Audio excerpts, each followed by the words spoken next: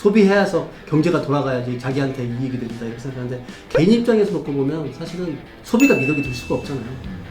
소비는 결코 미덕이 될 수 없고 신상이 최고의 상품이 아니라는 거 이건 정확하게 알고 해야 됩니다. 짧은 시기에 투기성으로 모든 일을 하려고 하지 마시고 금잣돈을 모아서 차근차근 모아서 저는 이제 넘어지지 않을 끈기라고 얘기하는데 그런 끈기를 두 가지 정도를 가지고서 해야지 성공할 수 있다고 생각합니다. 총 5편으로 되어 있어요. 예. 부의 계단, 절약, 예. 투자, 인생, 돈공부. 예. 그래서 재테크책을 많이 보신 분들은 예. 아 이런 흐름으로 쓰셨구나 이렇게 감이 오시면 되는데 예. 첫 번째 부의 계단 편은 약간 뭐 이제 도입부 시작하는 예. 부분이죠. 그래서 뭐 돈의 맛, 부의 계단, 전월세와 부의 사다리 이런 재미있는 제목들이 있는데 예. 제 눈에 가장 띄었던 건 자로 시작에 가가 되어라라는 예. 제목이 되게 마음에 와닿았습니다. 예. 구독자 여러분들에게 1편에 있는 자로 시작에 가가 되어라 한번 예. 설명해 주시죠.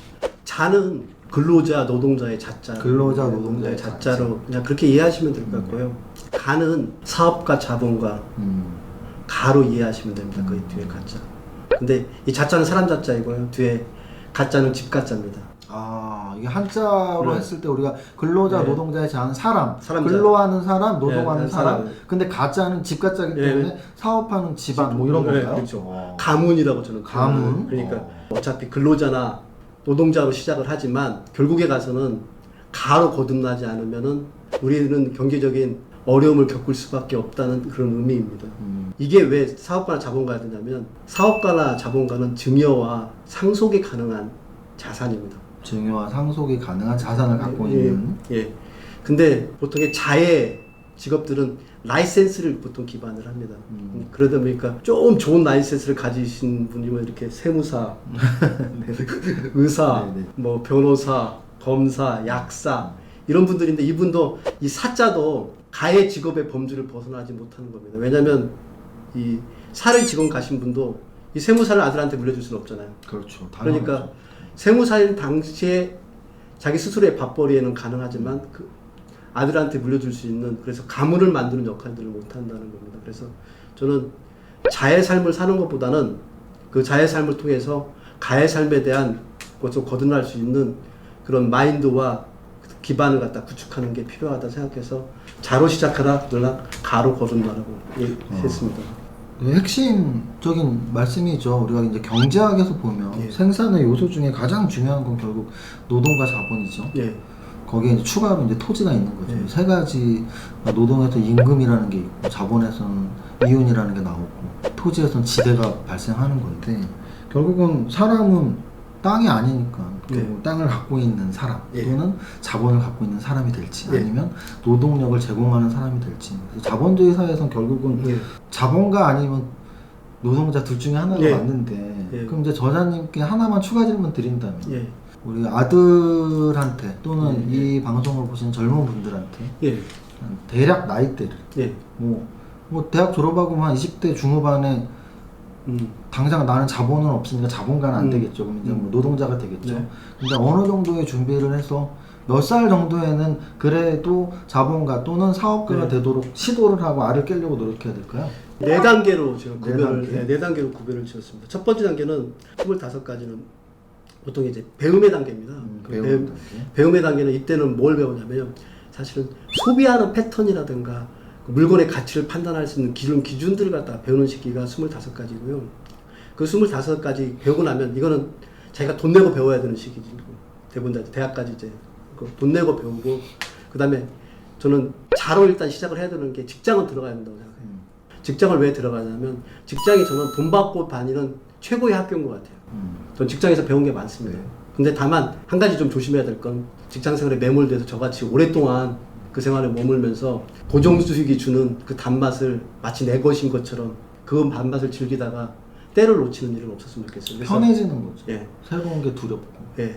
그래서 그 시기를 조금 빠른 시간 내에 멈춰서 저는 그래서 45 이전에는 그 전에. 결정을 해서 그래서 그때는 그 사업가로 좀 거듭날 필요성이 있을 것 같습니다. 40대. 예. 왜냐면 45세부터 한 60세 정도까지가 사람들이 가지고 있는 체력적으로나 아니면 생각에 대한 근력들 이런 부분들이 가장 튼튼할 때가 나는 그때라고 그렇죠. 생각해요. 그래서 그때 사업의 흔들림 이런 것들, 위험 이런 것들을 갖다 좀 버텨낼 수 있는 게 그 45부터 한 65세 이 정도까지가 되고요. 65세 이후에는 사실 그렇게 해서 벌어둔 돈을 가지고서 그 자본소득 가지고 여생을 즐기는 게 맞다고 봅니다.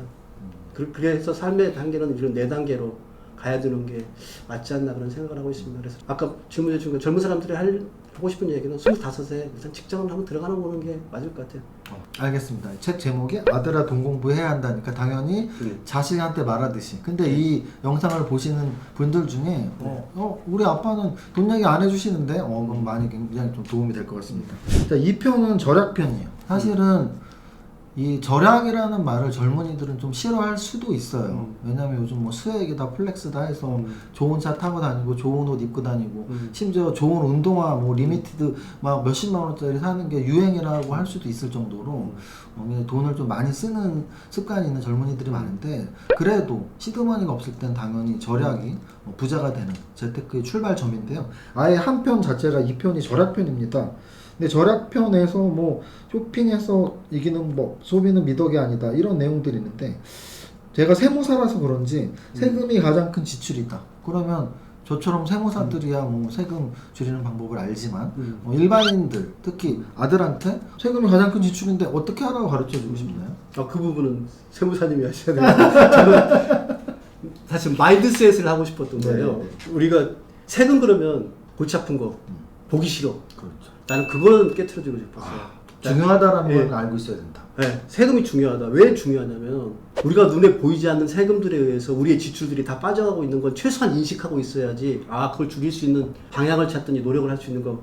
그래서 세무사님한테 찾아가서 도움을 받을 수 있잖아요. 근데 그런 마인드 자체가 없는 거기 때문에 저는 그 마인드를 심어주고 싶었어요. 예를 들어 설명한다면 저 직장 생활하면서 연말정산 때마다 13월에 보너스인 줄 알고 꽁돈인 줄 알았어요. 근데 사실은 아니잖아요. 많이 낸 걸 돌려받은 거죠. 많이 낸 걸 돌려받는 거예요. 그거 내가 낸 거예요. 그것도 제 월급에 그 이자도 안 내주면서 미리 뛰어가는 걸 갖다가 받아야 될 입장인데 나중에 받는 걸 갖다가 고맙다고 고맙다 이런 꽁돈인 줄 알고 막 수사 드시고. 그러니까 이건 세금으로 다 빠져나가는 돈들이 사실 우리들의 가장 큰 지출이잖아요. 그렇죠. 또 한 가지 뭐 제 책도 마찬가지지만 물건 하나 살 때마다 부가가치세가 빠지잖아요. 10%가 빠져나가는데 이거 제 돈이에요. 제 돈인데 근데 보이지 않는 돈이니까 내 돈이 아닌 것처럼 생각하지만 사실 부가가치세 빠지고요. 특히 술, 담배, 저는 술, 담배 안 하는데 술에 특별소비세 들어가 있잖아요. 그럼요. 그거 다 돈이잖아요. 그리고 요즘 많이 좀 문제가 된 부동산을 쓰고 해서 아까 소득세를 다 내고 해가지고 돈을 모아가지고 종잣돈을 모아서 집을 샀어요. 집을 사는데 집에 대해서 취득세 내야 되죠. 또 보유하고 있으면 재산세 내야죠. 종부세까지 그럼요. 올려버렸죠. 그러니까 우리 세금에 양도세 내죠. 그러니까 우리가 돈을 버는 거에 40%는 다 국가가 세금을 해서 뺏어가고 있는 것 같아요.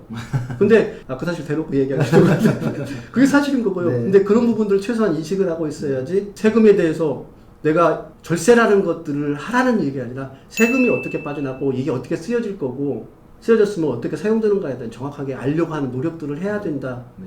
그런 마인드셋을 하자는 뜻이었습니다. 일단은 예. 너무 좋은 말씀, 저도 세무사니까 예. 첨부하자면 예.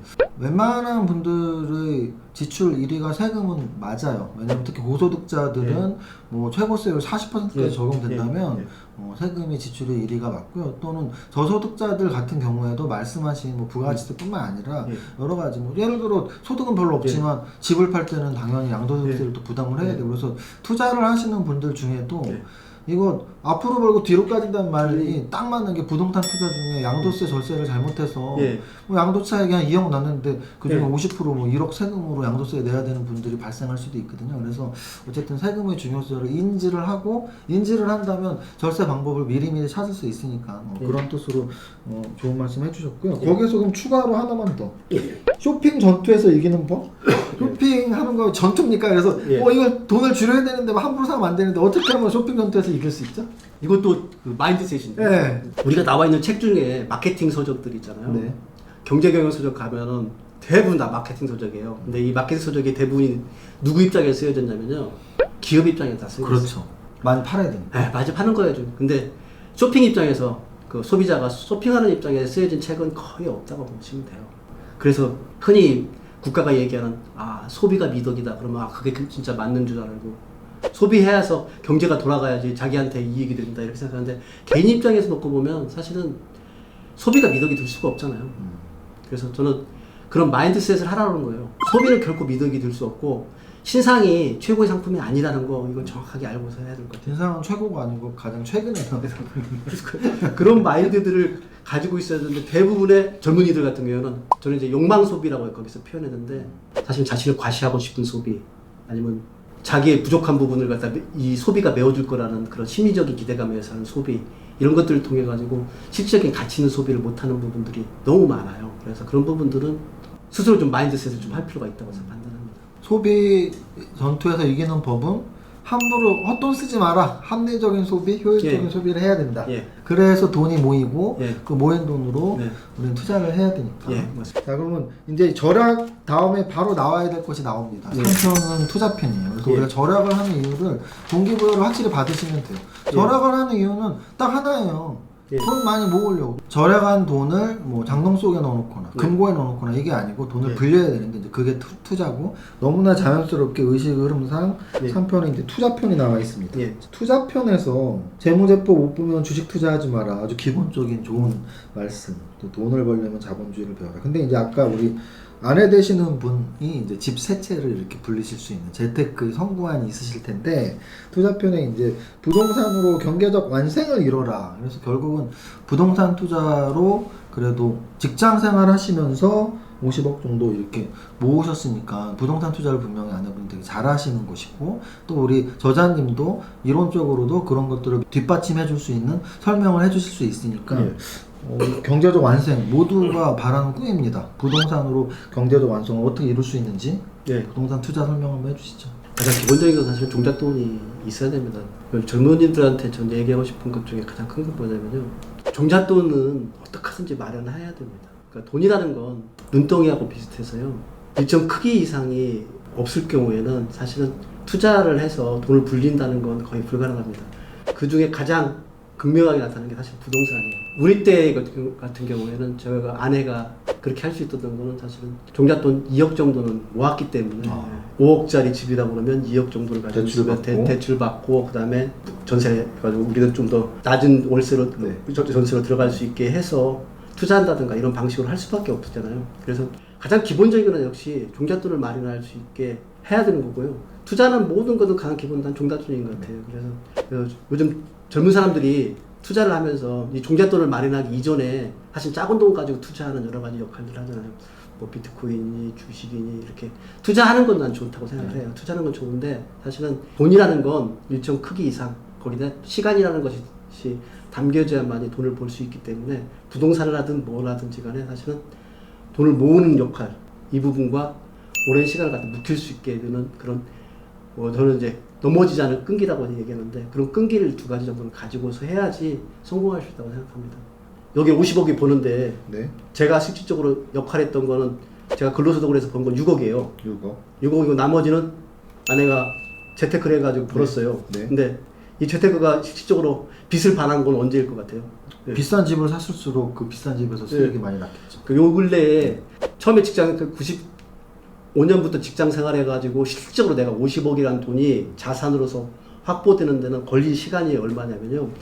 20년이 넘어간 거예요. 결국은. 요즘 젊은 사람들의 생각에는 빠른 시일 내에 벼락거지에서 벼락부자를 되겠다는 생각으로 접근해서는 전 답이 없다고 생각했어요. 그래서 이 부동산 투자에 대해서 완성을 하는 방법은 뭐냐면요. 종잣돈을 모으는 것과 그다음에 시간이라는 복리를 그 안에 담아 놓는 거, 이거 두 가지라고 저는 얘기해요. 결국은 부동산 완성을 위한 조건 두 가지인데요. 예. 어쨌든 집을 첫집 작은 집이라도 사야 되니까 예. 첫 번째 종잣돈. 예. 그리고 이제 집값이 하루아침에 오르는 건 아니니까 예. 총 기간인데요. 예. 기간이야 뭐 시간이 지나면 해결해 주니까 예. 뭐 버티면 되는데 네, 버티는 거예요. 일단 종잣돈 모으는 게 문제인데요. 예. 우리 저자님이 예.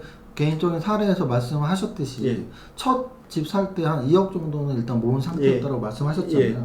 근데 그거는 한 20년이 이전 이야기고 예. 그럼 지금 시대의 젊은이들이 첫 집을 사기 위해서 얼마 정도의 종잣돈이 필요할까요?